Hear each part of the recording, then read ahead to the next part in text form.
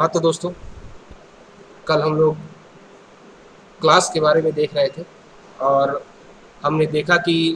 किस तरीके से एक क्लास डायग्राम में किस तरीके से आपका रिलेशन का क्या यूज़ है, जनरलाइजेशन का क्या यूज़ है, एसोसिएशन का क्या यूज़ है। एक तरीके से अगर हम देखें तो हम लोग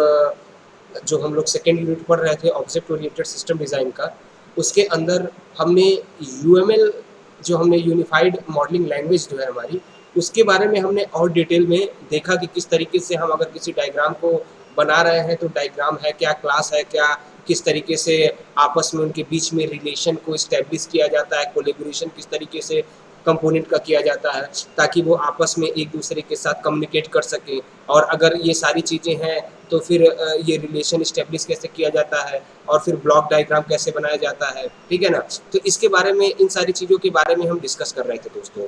डायग्राम क्या होता है, डायग्राम को किस तरीके से बनाया जाता है, ठीक है। तो दोस्तों,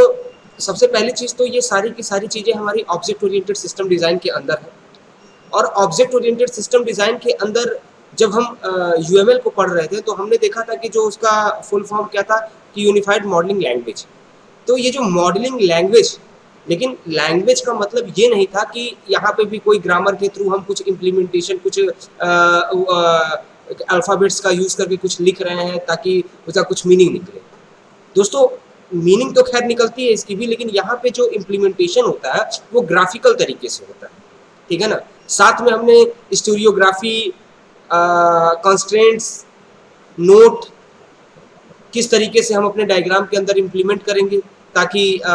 पर्टिकुलर जिस भी कस्टमर को हम दिखाना चाहते हैं वो कस्टमर उसको काफ़ी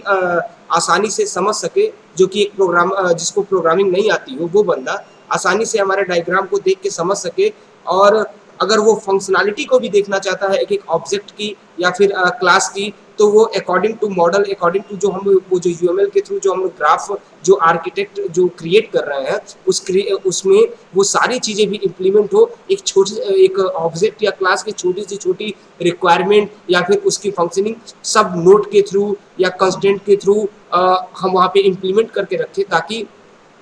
कोई भी नॉन प्रोग्रामेबल जो बंदा है वो भी आसानी से आपके पर्टिकुलर मतलब कि वो समझ सके कि हम क्या बना रहे हैं और क्या उसका इम्प्लीमेंटेशन कैसा होगा और किस तरीके से वो वर्क करेगा, ठीक है दोस्तों। मैं बार बार ये बता चुका हूँ कि मॉडलिंग सबसे इम्पॉर्टेंट थिंग है किसी भी प्रोग्रामिंग को डेवलप करने से पहले, बिकॉज ऑफ जब तक हम प्रोग्रामिंग को डेवलप करने से पहले ये नहीं समझते कि हमें बनाना क्या है, और जब हमें ये पता चलता है कि हमें बनाना क्या है तो हम अब उसमें जो भी फंक्शनैलिटी हमें फुलफिल करनी है उसमें कौन कौन सी चीज़ों को हमें इम्प्लीमेंट करना है, कहाँ कौन सा कंपोनेंट रखना है, उप्स का कौन से कॉन्सेप्ट का कहाँ पे यूज़ करना है, ठीक है ना। तो उसको किस तरीके से हम ग्राफ में रिप्रेजेंट करें, एक शेप के थ्रू रिप्रेजेंट करें, ठीक है ना। कुछ टैग्ड हो किसी को और किसी पर्टिकुलर थिंग के बारे में और डिटेल में समझाने के लिए हमने स्टूडियोग्राफी, हमने टैग्ड, हमने नोट, इन सारी चीज़ों का यूज़ किया, ठीक है। तो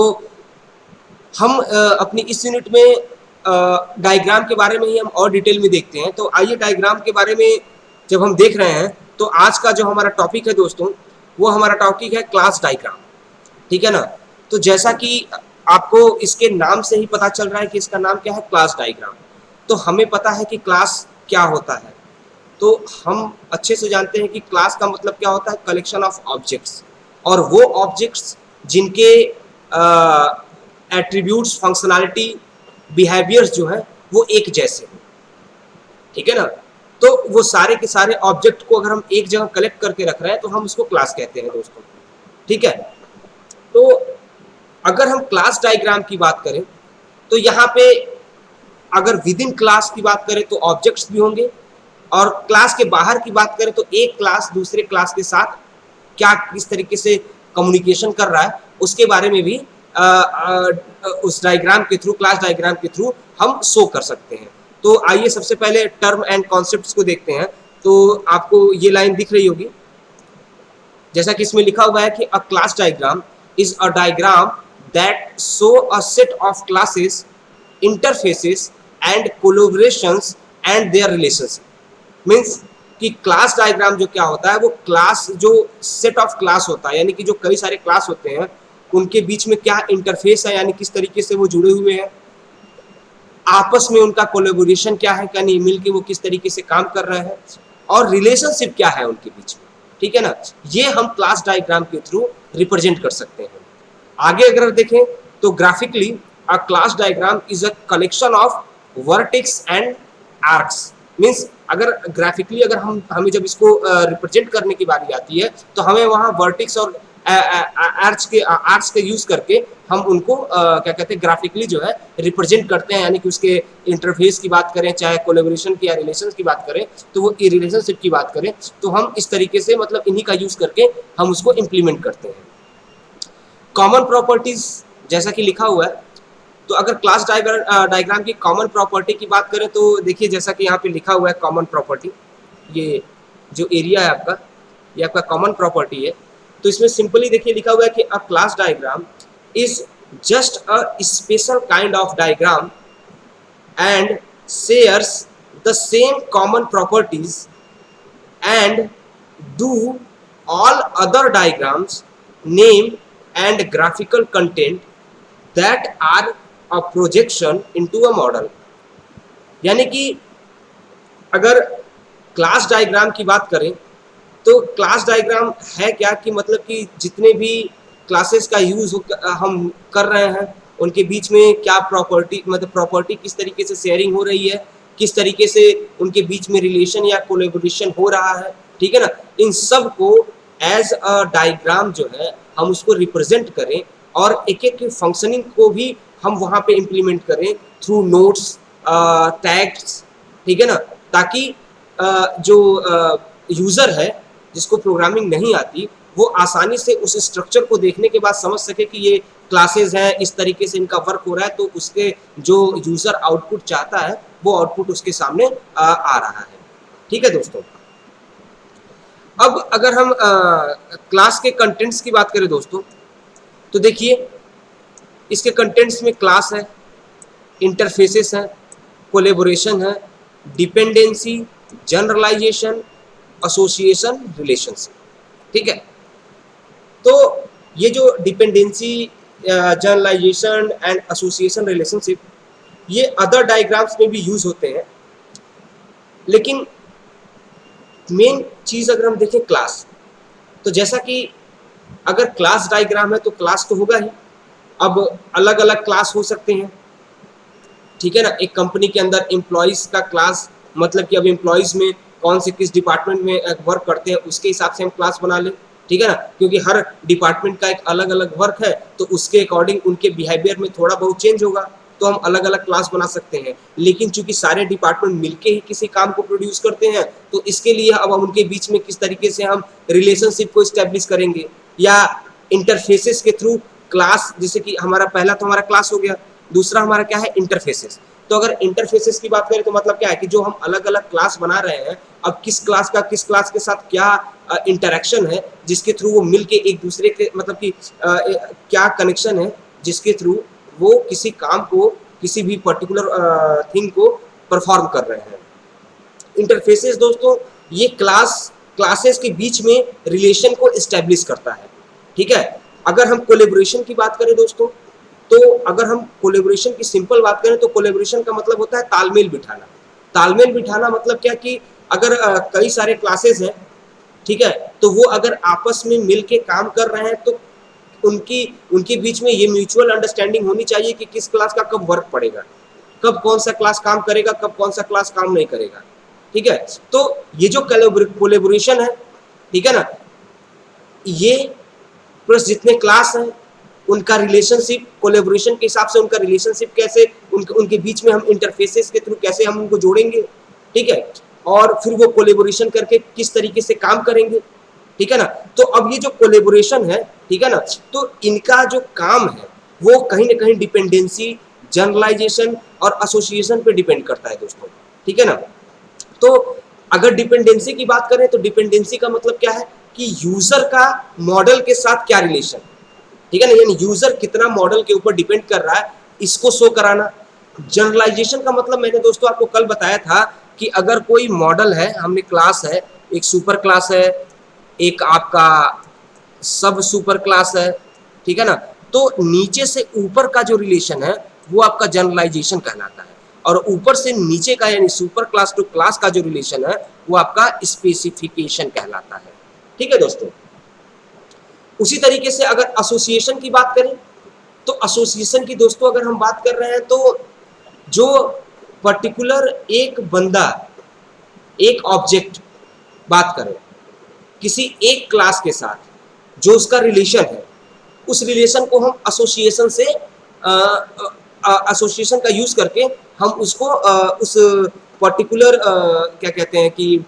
उस ऑब्जेक्ट का उस क्लास के साथ जो रिलेशन है उसको हम इम्प्लीमेंट करते हैं या फिर अपने डायग्राम में शो कराते हैं, ताकि अगला बंदा उस पर्टिकुलर नोटेशन को देख के समझ जाए कि किस तरीके से हम क्या कहते हैं कि एसोसिएशन को, मतलब कि ये पर्टिकुलर ये ऑब्जेक्ट जो है किस काम के लिए पर्टिकुलर इस क्लास के साथ कनेक्टेड है दोस्तों। ठीक है। अगर हम थोड़ा सा अगर अपनी उसमें अगर हम थोड़ा सा पीछे कर चले तो देखिए दोस्तों, ये हमारा एसोसिएशन था जिसमें अगर आप इस फिगर को देखें तो सॉरी ये मल्टीप्लिसिटी है, हाँ ये सिंपल, ये हमारा एसोसिएशन था। अब इस एसोसिएशन को अगर हम देख रहे हैं तो आपको दिख रहा होगा ये आपका एक सिंबल है जिसका यूज किया जा रहा है, ये एक ऑब्जेक्ट है, ये आपका एक कंपनी क्लास है। ठीक है ना। तो ये जो कंपनी जो क्लास है आपकी, अब ये पर्सन जो है वो इस कंपनी में काम करता है। ठीक है ना। तो एसोसिएशन और ये सिंबल ये बता रहा है कि ये पर्टिकुलर पर्सन जो है ये किससे बिलोंग करता है, कंपनी नाम के क्लास से। ठीक है ना। इसी का एडवांस वर्जन मल्टीप्लिसिटी था। तो मल्टीप्लिसिटी में क्या है कि जैसे अभी तक क्या था कि एक पर्सन के बारे में हम बात कर रहे थे, अब सपोज कीजिए एक के अलावा 2 3 4 कई सारे पर्सन हो गए। ठीक है ना। तो ये सारे के सारे पर्सन जो है, ठीक है, ये क्या करते हैं कि ये इसी एक एसोसिएशन के थ्रू पर्टिकुलर इस कंपनी वाले क्लास से अटैच्ड है। ठीक है ना। तो इसी को हम मल्टीप्लिसिटी कहते हैं दोस्तों। तो इसके बारे में हम लोगों ने कल डिस्कस किया था दोस्तों। और अब इसी एसोसिएशन का यूज करके एक तरीके से हम रिलेशनशिप को भी स्टैब्लिश करते हैं क्लास और ऑब्जेक्ट के बीच में, या ऑब्जेक्ट क्लास या क्लासेस के बीच में। ठीक है ना। इसी एसोसिएशंस का यूज करके अब अगर दोस्तों हम और आगे चलें तो कॉमन यूज की बात करें क्लास डायग्राम की, तो अगर क्लास डायग्राम के कॉमन यूज की बात करें तो to model the vocabulary of a system, यानी कि एक सिस्टम का अगर to model the vocabulary of a system का मतलब क्या है कि एक सिस्टम का मॉडल हो जिसमें सारी चीजें एकत्रित करके रखी हुई हैं। ठीक है ना। यानी एक जगह इकट्ठा करके, ताकि पर्टिकुलर अगर हम उस क्लास के मॉडल को देखें, डायग्राम को देखें, तो हमें सारे क्लास जितने भी हैं स्टार्टिंग से लेके एंड तक और उनका क्या वर्किंग है वो आपस में दिखना चाहिए। दूसरा अगर देखें तो टू मॉडल सिंपल कोलेबोरेशन। ठीक है ना। और मॉडल के अंदर जो कोलेबोरेशंस है, यानी कि जो अलग अलग क्लास से में अलग अलग जो क्लास है वो आपस में मिलकर किस तरीके से काम कर रहे हैं वो सिंपल तरीके से उसमें शो होना चाहिए, ताकि अगले को आसानी से समझ में आ सके। तीसरा अगर देखें तो टू मॉडल और लॉजिकल डाटाबेस स्कीम्स, साथ में जहां जहां पे डाटाबेस स्कीम जैसी सारी चीजें हैं, ठीक है ना, उस पार्ट को भी हम क्लास डायग्राम के थ्रू अच्छे से इम्प्लीमेंट करें, ताकि हम लोगों को बता सके कि कहाँ पे किस तरह से हम डाटाबेस को स्टोर कर रहे हैं और कहाँ से हम किस तरीके से डाटाबेस को हम फेच कर रहे हैं। ठीक है दोस्तों। तो ये इसके कुछ कॉमन यूज हैं किसके, आपके क्लास डायग्राम के। अब जो हमारी एक चीज आती है कि कॉमन मॉडलिंग टेक्निक्स। ठीक है दोस्तों। तो अगर कॉमन मॉडलिंग टेक्निक्स की बात करें तो इसमें सबसे पहली चीज, ये भी क्लास डायग्राम के अंदर ही है। क्लास डायग्राम के अंदर अगर क्लास डायग्राम के अंदर अगर हम कॉमन मॉडलिंग टेक्निक की बात करते हैं दोस्तों, तो अगर हम देखें जैसे कि यहाँ पे लिखा हुआ है पहला, मॉडलिंग सिंपल कोलैबोरेशंस। ठीक है ना। यानी कि टू मॉडल अ कोलैबोरेशन, यानी कि जो मॉडलिंग हो रही है उसमें कोलैबोरेशन, सिंपल कोलैबोरेशन को दिखाया जाए। कहने का मतलब क्या है कि जो भी कोलैबोरेशन है उसका जो भी मॉडलिंग हो इतना सिंपल हो ताकि किसी को भी आसानी से समझ में आ जाए। ठीक है ना। जैसे देखिए मैंने कुछ पॉइंट नीचे यहाँ पे नोट किए हैं, तो आइए पहले पॉइंट को देखते हैं हम लोग। Identify the mechanism you did like to model, यानी पहले उस मैकेनिज्म को फाइंड कीजिए जिसको आप लाइक करते हैं मॉडल में इंप्लीमेंट करने के लिए। A mechanism represent some functions or behavior of the part of the system। ये भी सही है, क्योंकि जिस मैकेनिज्म को हम लाइक कर रहे हैं, मॉडल में इंप्लीमेंट कर रहे हैं, अब वो जो मैकेनिज्म है वो कहीं ना कहीं वो सिस्टम के किसी फंक्शन या बिहेवियर को परफॉर्म करेगी, है कि नहीं। इसके अगर आगे देखें, you are modelling that result from the interaction of a society of a class interfaces and other things. ठीक है ना, यानी कि हम इन सारी चीज़ों का ध्यान रखते हुए हमें क्लास डायग्राम की मॉडलिंग को कोलेबोरेशन को बनाना चाहिए, ताकि हम सिंपल मॉडल बना सके, ताकि लोगों को ये चीज़ें समझ में आ सके। दूसरी चीज़ क्या लिखी हुई है कि अगर हम दूसरे पॉइंट की बात करें दोस्तों, तो for each mechanism identify the class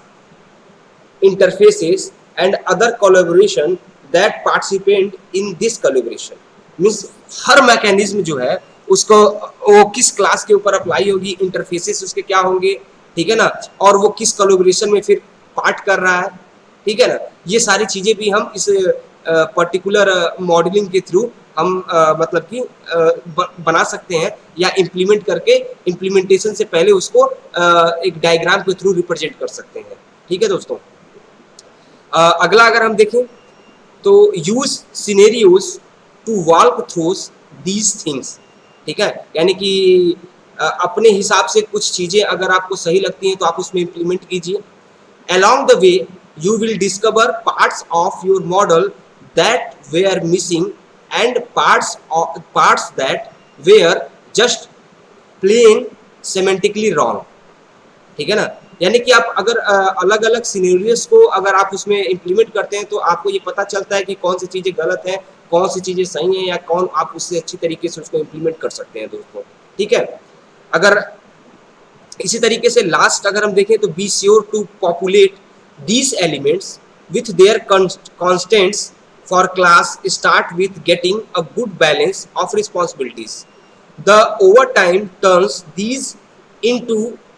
concurrent attributes and operations। ठीक है, तो दोस्तों अगर आप इस पूरी डिफिनीशन को या पूरे इस पॉइंट्स को अगर आप पढ़ते हैं तो आपको एक जो मेन कंक्लूजन मिलता है वो कंक्लूजन यही मिलता है कि किस तरीके से हम कोलैबोरेशन, ये जो क्लास डायग्राम है, अगर हम उसके कॉमन मॉडलिंग टेक्निक की बात करें तो हम सबसे पहले कोलैबोरेशन की बात करते हैं। तो अगर सिंपल कोलैबोरेशन को अगर हम एज अ डायग्राम के थ्रू अगर हमें इम्प्लीमेंट करना है तो हमें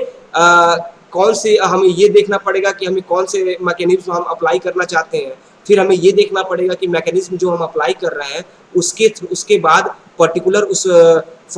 सिस्टम के किस फंक्शनैलिटी में कौन सा डिफरेंस आ रहा है, क्या वो जो डिफरेंस आ रहा है वो सही है कि उस आपके अकॉर्डिंग हो रहा है काम की नहीं हो रहा है। अगर नहीं हो रहा है तो आप दूसरे मैकेनिज्म वहाँ पे क्या रख सकते हैं। ठीक है ना, तो ये सारी चीज़ें हम कॉमन मॉडलिंग टेक्निक है जो कि हम क्लास डायग्राम में याद रख के हम क्लास डायग्राम को बनाते हैं। ठीक है दोस्तों, दूसरा अगर बात करें तो modelling a language logical schemes. ठीक है ना, अब लॉजिकल स्कीम का मतलब क्या है दोस्तों, अगर आप इन सारे पॉइंट्स को पढ़ते हैं,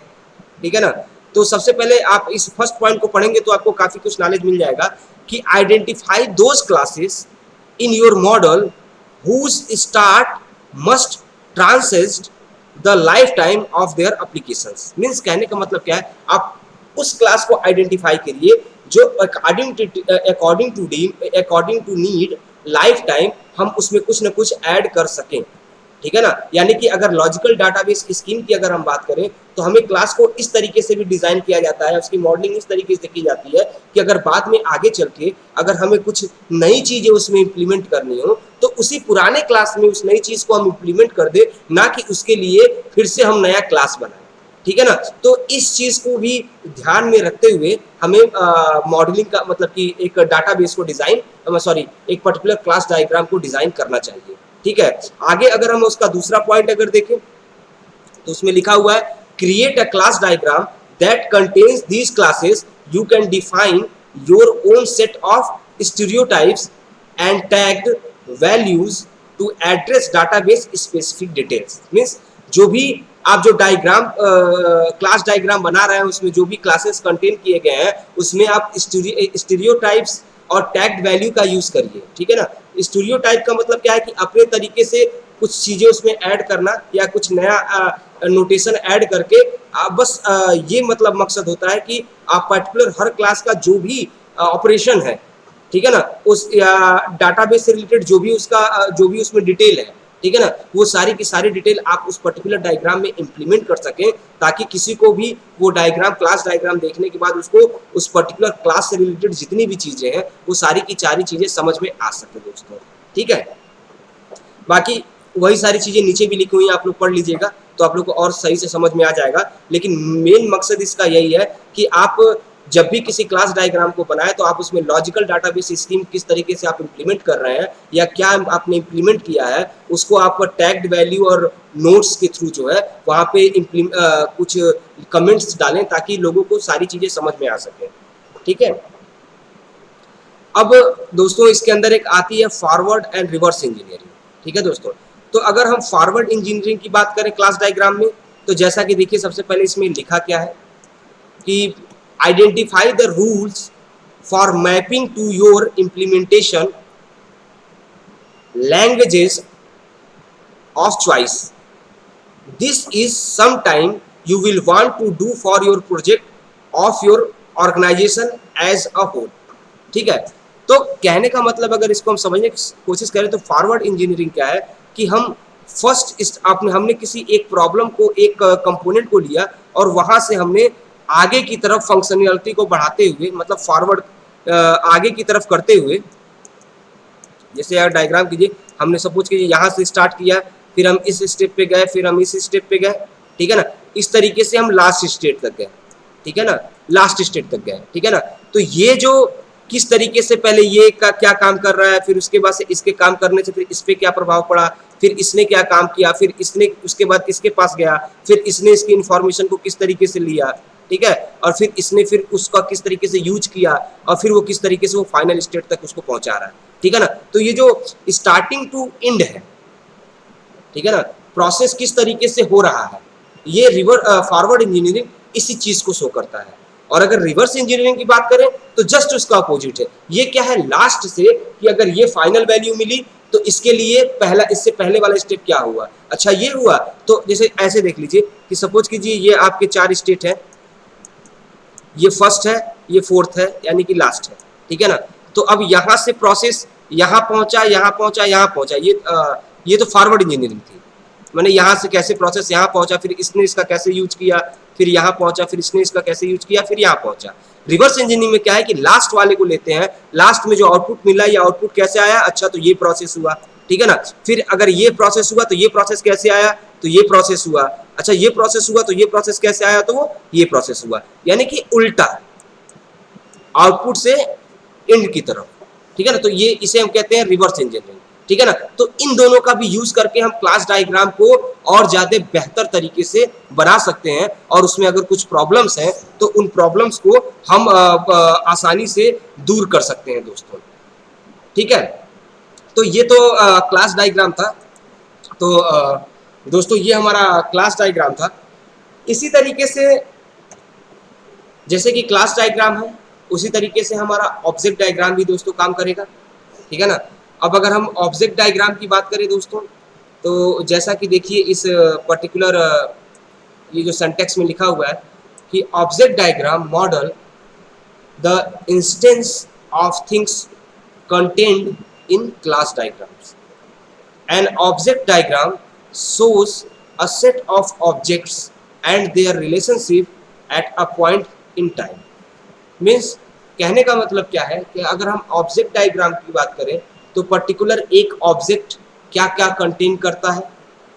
प्लस एक क्लास के अंदर एक जैसे प्रॉपर्टीज वाले बहुत सारे ऑब्जेक्ट होते हैं, तो वो सारे के सारे ऑब्जेक्ट्स जो है किस तरीके से एक दूसरे के साथ कोलेबोरेट करके वर्क को परफॉर्म कर रहे हैं, या फिर एक दूसरे का यूज करके वो एक दूसरे की हेल्प से मतलब किसी भी टास्क को परफॉर्म कर रहे हैं। दोस्तों मैंने आपको एक बात बताई थी कि एक क्लास के अंदर जो ऑब्जेक्ट्स होते हैं, और जब एक से ज़्यादा ऑब्जेक्ट्स हों और किसी टास्क को परफॉर्म करने के लिए वो सारे के सारे ऑब्जेक्ट्स एट अ टाइम, मतलब टाइम टू टाइम, अलग अलग टाइम पे मतलब अपना अपना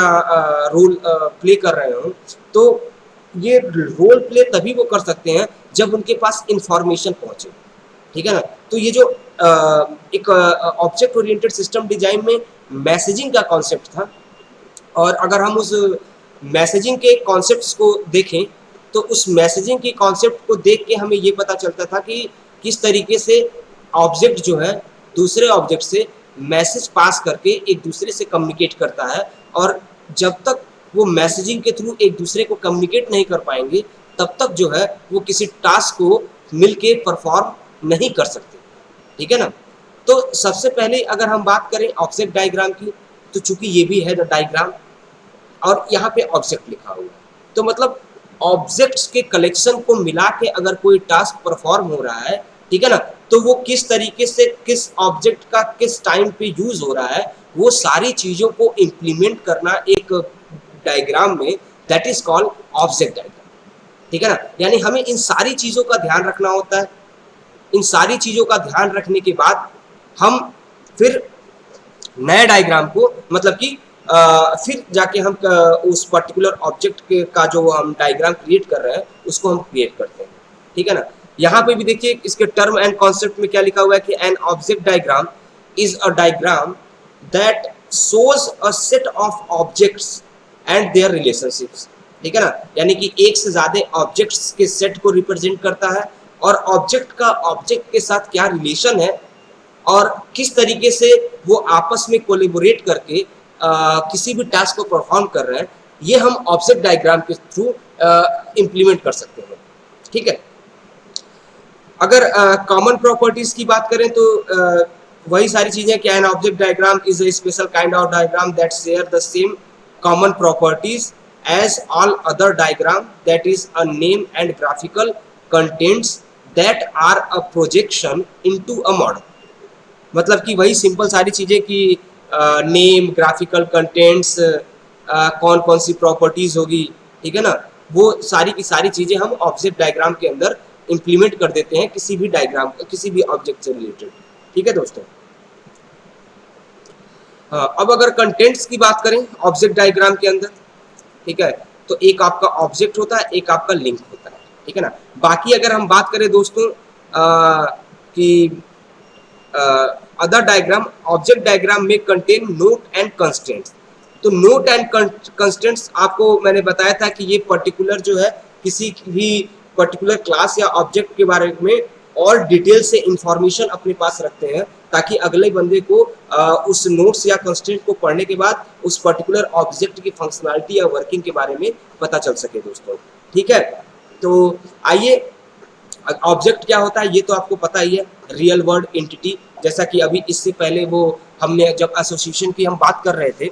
तो जब हम एसोसिएशन की बात कर रहे थे तो हमने ये देखा कि किस तरीके से हमारा एक पर्सन जो है जो कि कंपनी को मैंने अगर एक पर्टिकुलर पर्सन को हम मैन को अगर हम एक ऑब्जेक्ट मान लें और कंपनी को अगर हम क्लास मान लें, तो एक मैन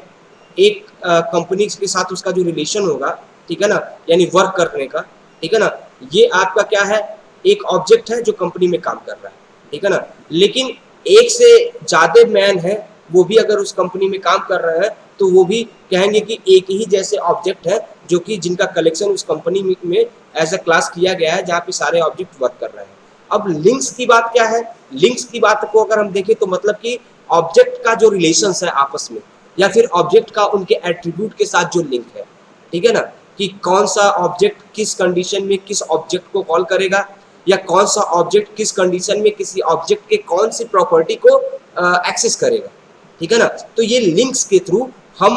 डायग्राम में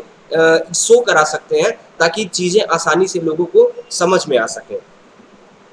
ठीक है दोस्तों। तो ये जो कॉन्सेप्ट है ऑब्जेक्ट और लिंक का, आप इसमें एकदम कंफ्यूज मत होइएगा, ठीक है ना, क्योंकि ऑब्जेक्ट जो है वो एक रियल वर्ल्ड एंटिटी है जिसका कुछ एट्रीब्यूट होगा, कुछ फंक्शनैलिटी होगी, ठीक है ना, और इसी एट्रीब्यूट और फंक्शनैलिटी की जो वैल्यूज हैं, इसी वैल्यूज के आधार पे वही दूसरा ऑब्जेक्ट की बिहेवियर में चेंज आ जाएगा। मीन्स कहने का मतलब क्या है कि अगर हम मैन नाम का अगर हम ऑब्जेक्ट बना रहे हैं, तो अगर दो मैन ऑब्जेक्ट को हम उसमें लेते हैं, तो एक मैन का अगर एट्रीब्यूट की वैल्यू की बात करें तो हो सकता है वो लंबा हो सकता है, वो मोटी आवाज़ में बात करता हो, उसकी आंखें बड़ी हों, ठीक है ना, वो तेज़ी से बोलता हो। और अगर दूसरे ऑब्जेक्ट की बात करें तो वो कद में छोटा है, आराम से बात करता है, आंखें भी छोटी हैं, ठीक है ना। तो अब क्या है कि ऑब्जेक्ट तो सेम है मैन, एट्रीब्यूट्स की बात करें यानी कि बोलता है, हाँ दोनों बोलते हैं, लंबाई दोनों की है, लेकिन अगर वैल्यू की बात करें तो एट्रीब्यूट में जो वैल्यू होगी वो दोनों ऑब्जेक्ट की अलग अलग होगी, और इसी अलग अलग वैल्यू होने के कारण इन दोनों के बीच में जो है वो बिहेवियर में चेंज आ जाएगा, ठीक है ना। तो ये तो ऑब्जेक्ट्स हो गए, और लिंक्स मतलब कि अलग अलग ऑब्जेक्ट्स जो हैं उनको किस तरीके से आपस में बाइंड अप किया जाए, लिंक किया जाए, ताकि वो मिलजुल के या कोलेबरेट करके किसी भी टास्क को परफॉर्म कर सके दोस्तों, ठीक है। कॉमन यूज की अगर हम बात करें तो जैसा कि इसमें लिखा हुआ है, you use object diagram to model the static diagrams view और static process view of a system, ठीक है ना। यानी कि ऑब्जेक्ट डायग्राम को हम किसी भी स्टैटिकल डिज़ाइन के लिए या स्टैटिकल प्रोसेस डिज़ाइन के लिए हम यूज़ कर सकते हैं। यानी एक तरीके से कॉमन यूज़ की बात करें तो ये हमें ऑब्जेक्ट कितने ऑब्जेक्ट्स हैं और किस ऑब्जेक्ट का किस ऑब्जेक्ट के साथ क्या रिलेशन है, ठीक है ना, ये उसको रिप्रेजेंट करता है ताकि चीज़ें आसानी से समझ में आ सकें। और इसके अंदर अगर हम देखें तो लिखा हुआ है कि टू मॉडल ऑब्जेक्ट स्ट्रक्चर, ठीक है ना। और ये हमें जो किसी भी क्लास के अंदर जो बहुत सारे ऑब्जेक्ट्स हैं उसके स्ट्रक्चर को किस तरीके से हम क्रिएट करते हैं, मीन्स कि अगर 3 से 4 ऑब्जेक्ट हैं और एक ऑब्जेक्ट दूसरे ऑब्जेक्ट के साथ मिलके किसी टास्क को परफॉर्म कर रहा है, तो किस सिचुएशन पे या किस टाइम पे वो क्लास जो है वो पर्टिकुलर वो ऑब्जेक्ट जो है दूसरे ऑब्जेक्ट को कॉल करेगा, ठीक है ना। तो ये जो स्ट्रक्चर होगा पॉइंट बाय पॉइंट कि कब किस ऑब्जेक्ट के साथ वो अपना कम्युनिकेशन इस्टेब्लिश करेगा किसी भी टास्क को परफॉर्म करने के लिए, तो ये सारी चीज़ें आपके ऑब्जेक्ट स्ट्रक्चर के अंदर आ जाती हैं, ठीक है।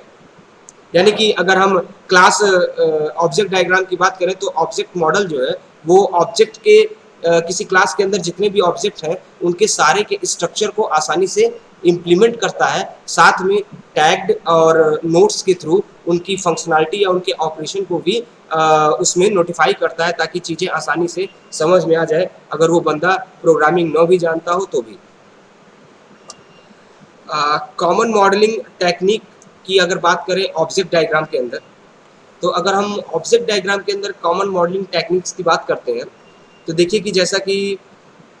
लिखा हुआ है, तो देखिए एक चीज़ आप लोग हमेशा याद रखिएगा कि अगर कॉमन मॉडलिंग टेक्निक है तो मॉडलिंग टेक्निक तो किसी भी चीज़ को अगर हम मॉडल बना रहे हैं तो सबसे पहली चीज़ और सबसे इम्पॉर्टेंट चीज़ यही होती है कि हम कौन सी मैकेनिज्म को उसमें इम्प्लीमेंट कर रहे हैं, यानी अकॉर्डिंग टू चॉइस, यानी हमारी क्या चॉइस है कि हम किस मैकेनिज्म को इम्प्लीमेंट कर रहे हैं, फिर जिस मैकेनिज्म को हम इम्प्लीमेंट कर रहे हैं उस मैकेनिज्म का उस पर्टिकुलर सिस्टम की किस फंक्शनैलिटी पे क्या एक्सप्रेशन पड़ रहा है, ठीक है ना, और उससे होल सिस्टम के फंक्शनैलिटी पे क्या डिफरेंस पड़ रहा है या फिर क्या आउटपुट निकल रहा है। क्योंकि अगर जो भी हम मैकेनिज्म इम्प्लीमेंट करते हैं अगर वो उस मैकेनिज्म में थोड़ी सी भी अगर मतलब कि अकॉर्डिंग टू नीड अगर वो सारी चीज़ें वो फुलफिल नहीं कर पाता है तो फिर हमारा जो होल सिस्टम है उसका जो एक आउटपुट जो निकलेगा वो आउटपुट हमारा करेक्ट नहीं होगा, मीन्स कि वो कहीं ना कहीं अकॉर्डिंग टू यूजर नीड्स वो वहाँ पे सेटिस्फाई नहीं कर पाएगा, ठीक है ना। तो इसीलिए जैसा कि पहला लिखा हुआ है कि identify the mechanism you will you would like to model, यानी कि सबसे पहले आइडेंटिफाई करिए उस मैकेनिज्म को जो आप मॉडल में मतलब इम्प्लीमेंट करना चाहते हैं। Then a mechanism represent some function और behaviour of the part of the system you are modeling that results from their interaction of a society of classes interfaces and other things, ठीक है। create a collaboration to describe a mechanism means जितने भी object आप use कर रहे हैं, 4 object 5 object जितने भी ऑब्जेक्ट आप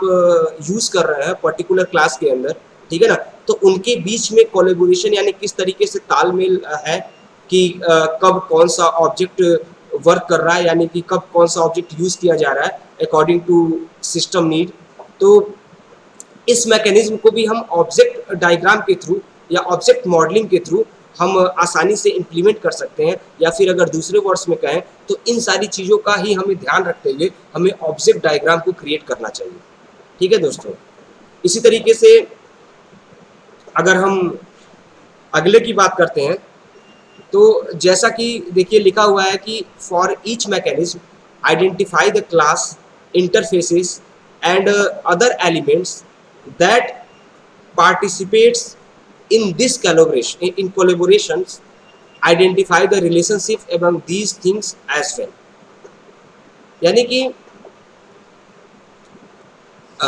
जो भी हमारा जितने भी ऑब्जेक्ट्स हैं या क्लास के अंदर हम कहें कि जितने भी ऑब्जेक्ट्स हैं, ठीक है ना, उनके इंटरफेसेस की अगर हम बात करें कि मैंने किस तरीके से उनके बीच में आपस में लिंकअप किया गया है और उनके किस ऑब्जेक्ट का किस ऑब्जेक्ट के साथ किस तरह का रिलेशनशिप है, यानी किस कंडीशन में वो पर्टिकुलर ऑब्जेक्ट किस ऑब्जेक्ट को कॉल करेगा। ठीक है ना। तो ये सारी चीज़ें जो है हमें ध्यान में रखते हुए ऑब्जेक्ट डायग्राम को या ऑब्जेक्ट मॉडलिंग को हमें क्रिएट करना चाहिए। ठीक है ना। क्योंकि अगर एक बार आपने ये सारी चीज़ें सही तरीके से इम्प्लीमेंट कर ली, कमेंट्स और नोट्स के थ्रू आपने उनके ऑपरेशंस को सही से आइडेंटिफाई कर लिया, ठीक है, मतलब कि वहाँ पे इम्प्लीमेंट किया, तो फिर अगर कोई भी बंदा आता है और अगर आप उसको उस मॉडल को शो करते हैं तो उसको बहुत ही आसानी से ये समझ में आ जाएगा कि उसकी रिक्वायरमेंट के हिसाब से आपका काम हो रहा है कि नहीं हो रहा है। ठीक है। इसके बाद से दोस्तों यहाँ पे भी हमारी दो चीज़ें हैं। ऑब्जेक्ट में आपने देखा था क्लास डायग्राम में भी थी, और आपके ये ऑब्जेक्ट डायग्राम में भी आपको ये चीज़ें देखने को मिल रही हैं। तो अगर हम बात करें वही same cheese forward and reverse engineering, ठीक है, तो मैंने आपको बताया था फॉरवर्ड इंजीनियरिंग और रिवर्स इंजीनियरिंग एक तरीके से बात करें तो सिस्टम को चेक करने का एक तरीका है या फिर टेस्ट करने का एक तरीका है कि किस तरीके से हम ये जान सकते हैं कि कोई ऑपरेशन कैसे हुआ है, ठीक है ना, या फिर किसी चीज़ को कैसे इम्प्लीमेंट करना है। जैसा कि हमने बात किया कि अगर हम किसी सिस्टम को इनिशियल लेवल पे बनाना स्टार्ट करते हैं तो फिर अकॉर्डिंग टू फंक्शनैलिटी कि अब कौन सा अगला स्टेप होगा, ठीक है ना, उसके बाद से फिर कौन सा अगला स्टेप होगा, फिर उसके बाद से हम कौन सा अगला स्टेप उसमें इम्प्लीमेंट कर सकते हैं। तो ये जो हम इम्प्लीमेंटेशन स्टेप बाय स्टेप करते जाते हैं तो लास्ट में क्या होता है कि जिस वर्क के लिए हम ये सारा इम्प्लीमेंटेशन कर रहे हैं वो वर्क हमारा परफॉर्म हो जाता है स्टेप बाय स्टेप आगे बढ़ते हुए, ठीक है ना। तो इसको हम फॉरवर्ड इंजीनियरिंग कहते हैं। और अगर हम रिवर्स इंजीनियरिंग की बात करें तो सपोज कीजिए कि अगर कोई सिस्टम बना हुआ है और हमें उसकी वर्किंग को जानना है, ठीक है ना, तो हम लास्ट पॉइंट से स्टार्ट कर रहे हैं और ये आउटपुट आया तो मतलब ये आउटपुट किस लिए आया, मतलब क्या हुआ कि ये आउटपुट आया, तो उसके लिए फिर हम उसके पीछे वाले फंक्शन को देखते हैं, ठीक है ना। जब उसके पीछे वाले फंक्शन को हमने देखा, उसकी प्रॉपर्टीज को हमने समझा, फंक्शनैलिटीज को हमने समझा, तो फिर हमें ये समझ में आया कि ओ तो ये चीज़ अगर इस तरीके से हो रही है तब हमारा ये आउटपुट अगला आ रहा है। अच्छा तो ठीक है, अगर ये चीज़ हमारी इस तरीके से हो रही है तो ये चीज़ फिर कहाँ से आई, तो फिर हम जस्ट उसके पीछे वाले प्रोसेस पे जाते हैं। इस तरीके से हम उस प्रोसेस तक पहुँच जाते हैं जहाँ से वो स्टार्ट हुआ रहता है, ठीक है दोस्तों। तो इसी को हम रिवर्स इंजीनियरिंग कहते हैं। क्या कहते हैं दोस्तों? Reverse engineering. तो कहने का मतलब क्या है दोस्तों कि एक चीज़ देखिए यहाँ पे रिवर्स इंजीनियरिंग के बारे में और फॉरवर्ड इंजीनियरिंग के बारे में कुछ लिखा हुआ है, थोड़ा सा आप देख लीजिए। Forward engineering an object diagram is theoretically possible but paradigmatically of limited values in an object oriented system. Instance are things that are created and destroyed by the application during runtime. Therefore you cannot exactly instant these objects from the outside. इसी तरीके से दोस्तों reverse engineering के बारे में भी देखिए लिखा हुआ है कि an object diagram can be useful. In fact, while you are debugging your system, this is something that you or your tools will do all the time. ठीक है, मीन्स रिवर्स इंजीनियरिंग का एक अगर बेनिफिट हम देखें तो ये भी है कि अगर हम पर्टिकुलर किसी सिस्टम को में अगर कोई बग है और उस बग को अगर हम दूर करना चाहते हैं, ठीक है ना, तो भी हम रिवर्स प्रोसेस के थ्रू हम पर्टिकुलर उस बग को आइडेंटिफाई कर सकते हैं और फिर हम उसको रिमूव कर सकते हैं, ठीक है ना। तो ये जो हमारा रिवर्स इंजीनियरिंग और फॉरवर्ड इंजीनियरिंग, ये दोनों जो हमारा कॉन्सेप्ट है, ये एक तरीके से देखें तो काफ़ी मतलब कि हर जगह हर इम्प्लीमेंटेशन में हम इसको यूज़ करते हैं। जब भी हमारी ये प्रॉब्लम आती है तो हम कहीं ना कहीं रिवर्स इंजीनियरिंग का यूज़ करके हम पर्टिकुलर उस प्रॉब्लम को फाइंड करने की कोशिश करते हैं और उसको रिजॉल्व भी करते हैं। तो दोस्तों, ये जो हमारा आज का क्लास था, आज का जो हमारा लेक्चर था, क्लास ऑब्जेक्ट और ऑब्जेक्ट सॉरी क्लास डायग्राम और ऑब्जेक्ट डायग्राम, तो आपने देखा कि किस तरीके से अगर एक से ज़्यादा क्लासेस हैं तो एक से ज़्यादा क्लासेस को हम किस तरीके से एक साथ उनके बीच में अगर रिलेशन हम इस्टेब्लिश कर रहे हैं। जैसे कहने का मतलब क्या है, अगर सिंपल वे में मैं आपको समझाना चाहूँ तो हम किसी भी प्रॉब्लम को सॉल्व करने के लिए ऑब्जेक्ट ओरिएंटेड पैराडाइम्स में क्लास और ऑब्जेक्ट दोनों का यूज़ करते हैं। ऑब्जेक्ट क्या है, आपकी रियल वर्ल्ड एंटिटी है, और क्लास क्या है कि कलेक्शन ऑफ ऑब्जेक्ट्स है, यानी कि एक जैसे फंक्शनैलिटी वाले जितने भी ऑब्जेक्ट है वो एक क्लास के अंदर होंगे, ठीक है ना। तो क्लास डायग्राम की अगर हम बात करें तो क्लास डायग्राम हमें ये बताता है कि किस तरीके से अगर एक से ज़्यादा क्लासेस है, यानी अगर किसी पैराडाइम्स में या किसी प्रोग्रामिंग के अंदर अगर हम एक से ज़्यादा क्लासेस का यूज़ कर रहे हैं तो उन क्लासेस का आपस में रिलेशनशिप क्या है, ठीक है ना। और अगर रिलेशनशिप है तो हम किस तरीके से डायग्राम में उसको इम्प्लीमेंट करेंगे, कौन से नोटेशन और कौन से सिंबल का यूज़ करेंगे, कहाँ हम एसोसिएशन का यूज़ करेंगे, कहाँ हम नोट्स का यूज़ करेंगे, कहाँ हम टैग का यूज़ करेंगे, ठीक है, कहाँ हम स्टीरियोटाइप का यूज़ करेंगे, ठीक है ना। तो ये सारी चीज़ें अगर हम ध्यान में रखते हुए और पर्टिकुलर कौन सा क्लास किस क्लास के साथ किस कंडीशन में रिलेशनशिप इस्टेब्लिश कर रहा है और उसके बाद से फिर क्या फंक्शनैलिटी जो है या फिर क्या आउटपुट उससे मतलब हमको प्राप्त हमें मिल रहा है, ठीक है ना। तो ये जो आपस में जितने भी क्लासेस हैं उनके बीच में जो रिलेशनशिप है, यानी स्टेप बाय स्टेप जो कोलेबोरेशन जिस तरीके से करके वो काम कर रहे हैं, ठीक है ना, तो उस कोलेबोरेशन को अगर एज अ डायग्राम हमें शो करना हो तो हम क्लास डायग्राम की हेल्प ले सकते हैं दोस्तों, ठीक है। ठीक, अगर हम उसी तरीके से बात करें दोस्तों तो ऑब्जेक्ट डायग्राम की अगर हम बात करते हैं दोस्तों तो ऑब्जेक्ट डायग्राम क्या, क्लास क्या है कि कलेक्शन, अगर सेट ऑफ क्लासेस हो जो मिल के किसी वर्क को परफॉर्म कर रहे हो तो फिर उनके बीच में वो किस तरीके से वर्क को परफॉर्म कर रहे हैं, माने कि कौन सी क्लास किस कंडीशन में किस क्लास को कॉल कर रहा है, ठीक है ना। उन सारे सिचुएशंस को अगर हम एक डायग्राम के थ्रू इंप्लीमेंट करें तो वो हमारा क्लास डायग्राम है। लेकिन अगर हम ऑब्जेक्ट डायग्राम की बात करें तो ऑब्जेक्ट डायग्राम में जैसा कि आप लोग जानते हैं कि ऑब्जेक्ट डायग्राम एक ऑब्जेक्ट वर्क कहाँ करता है, क्लास के अंदर, ठीक है ना। तो अगर एक क्लास के अंदर कई सारे ऑब्जेक्ट्स हैं, ठीक है, तो अब अगर उस क्लास को कोई टास्क परफॉर्म कराना है तो हो सकता है कि वो अपने अंदर के 3-4 ऑब्जेक्ट्स का यूज करके, यानी वो 3-4 ऑब्जेक्ट एक साथ मिलके किसी भी टास्क को परफॉर्म करें, ठीक है। तो अगर वो 3-4 ऑब्जेक्ट एक साथ मिलके किसी भी टास्क को अगर परफॉर्म कर रहे हैं तो हमें ये देखना है कि कौन सा ऑब्जेक्ट किस टाइम पे कौन सी फंक्शनैलिटी प्रोड्यूस कर रहा है, ठीक है ना। या फिर बात करें कि स्टार्टिंग में कौन से ऑब्जेक्ट को लिया जा रहा है, उसके बाद फिर कौन से ऑब्जेक्ट को लिया जा रहा है, फिर उसके बाद कौन से ऑब्जेक्ट को लिया जा रहा है। तो ये सारी चीज़ें अगर हम मतलब कि एक डायग्राम के थ्रू अगर हम इम्प्लीमेंट कर पा रहे हैं, ठीक है, तो हम यूज़र को कहीं ना कहीं आसानी से ये समझाने में मतलब कि